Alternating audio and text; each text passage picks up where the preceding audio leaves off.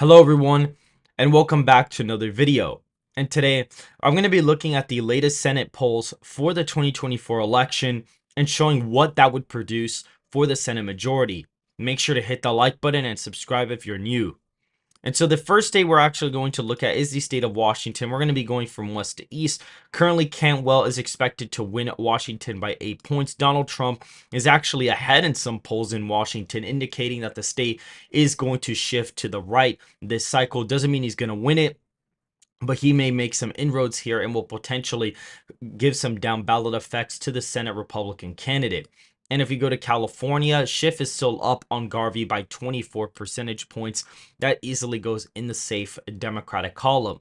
The state of Nevada actually has a tied poll out of the Senate race. And since I believe Donald Trump is going to win the state by around 8 points or so, I'm actually going to give Nevada to Sam Brown, as Donald Trump tends to have very large coattails down ballot. So if I have him winning by a couple of points, possibly even over 5, he more than likely will end up winning the state of Nevada in the Senate election.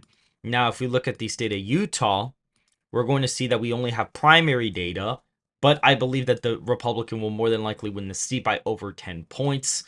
Arizona, unfortunately for Kari Lake in this video, is looking really bad. The latest poll does show Gallego up by 13. Now, do I think that's going to be the case? No. Do I think the race could go either way? Yes, I do think that could be the case. However, if Donald Trump is winning Arizona by the projected margin that I have, according to my model, which is around 8.1%, then more than likely Kari Lake would probably end up winning the Senate race by about 2 or 3 points as of right now.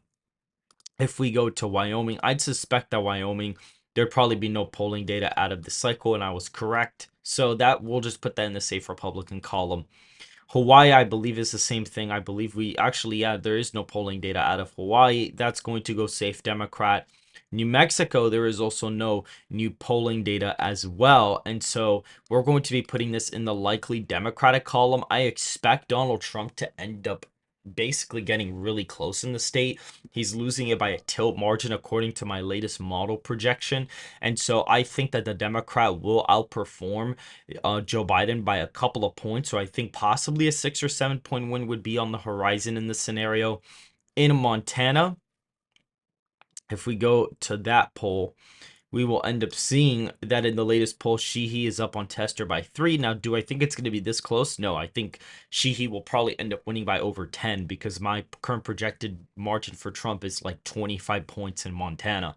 So I don't suspect that Tester's going to outperform Biden by 20 percentage points. If we look at North Dakota, we do actually have one poll out of here. Kramer is ahead of Christiansen by about 26 points, so that does put the state in the safe Republican column. Now, Nebraska, the special election, I believe, is going to go in the safe column. And what's funny is that if we actually look, there is a new poll from Dan Osborne, which is the independent candidate, and Fisher's actually beating him by 4 points in his own poll. And so I suspect that Fisher will more than likely end up winning the race by over 10. However, for the sake of the video, we are going to put it lean Republican, and that does give Republicans 45 seats so far. If we go to the state of Texas, we're going to see Cruz in the latest polls actually up by 13 points. So that does put the state in the safe Republican column. If we go to Missouri, we're going to check for polling data there. Hawley is up by 14 in the latest poll. Again, that puts the state in the safe Republican column.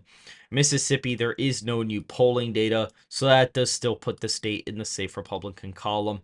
Tennessee is interesting because I believe that there has been new polling out of there. Johnson is up in the primary by a significant amount. He's up by quite a bit. And so the latest poll between Johnson and Blackburn shows Blackburn up by 17. And so that is in the safe Republican column.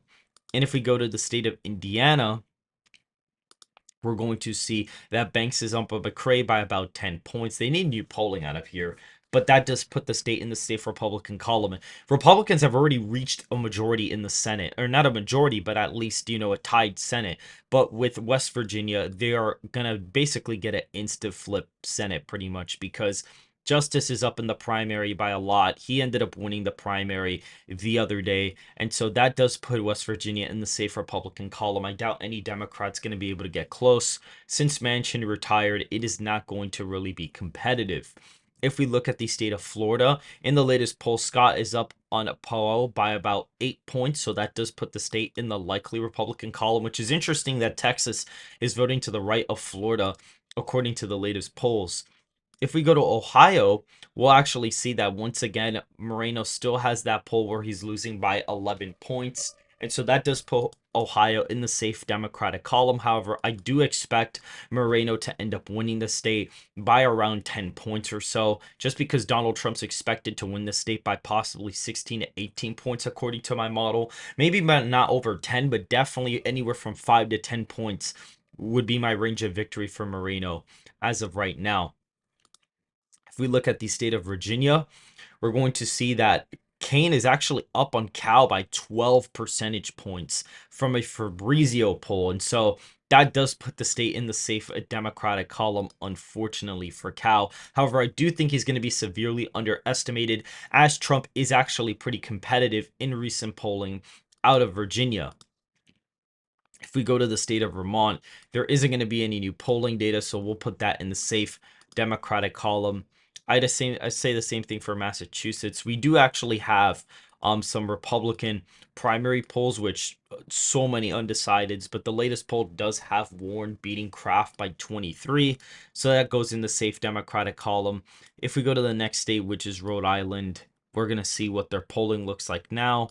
There is no new polling data, so we'll put that in the safe Democratic column. And in Connecticut, we're also going to look that up, and we're going to see that there is also no new polling data out of here. That goes safe Democrat.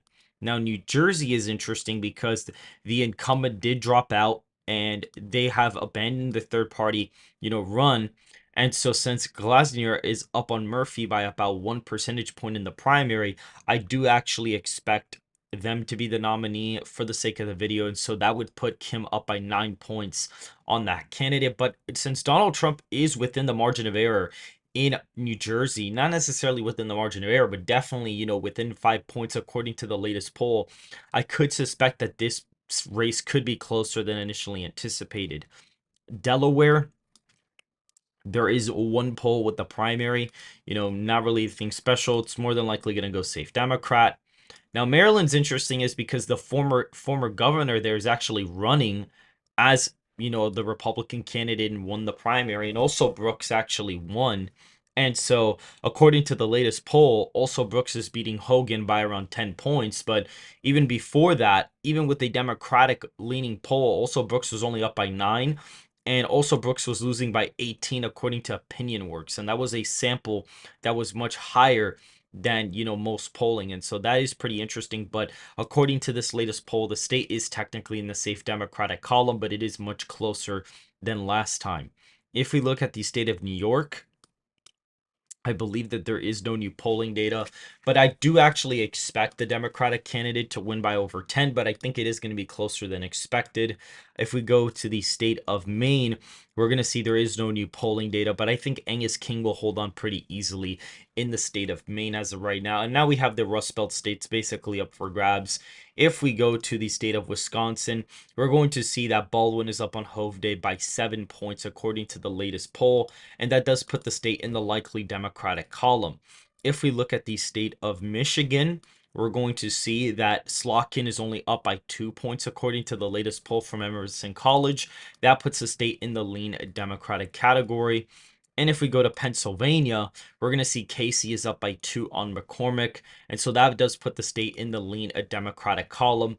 And if we go to Minnesota, we're going to see that Klobuchar, the electoral juggernaut, is winning by around 14 points according to the latest poll. That puts the state in the safe Democratic column. So Republicans would win the Senate majority with 52 Senate seats to 48 Senate seats according to all the latest polls out of 538 as of right now. Make sure to go ahead and like the video and subscribe if you're new, and make sure to follow Twitter and join the Discord in the description down below. And I will see you guys very, very soon.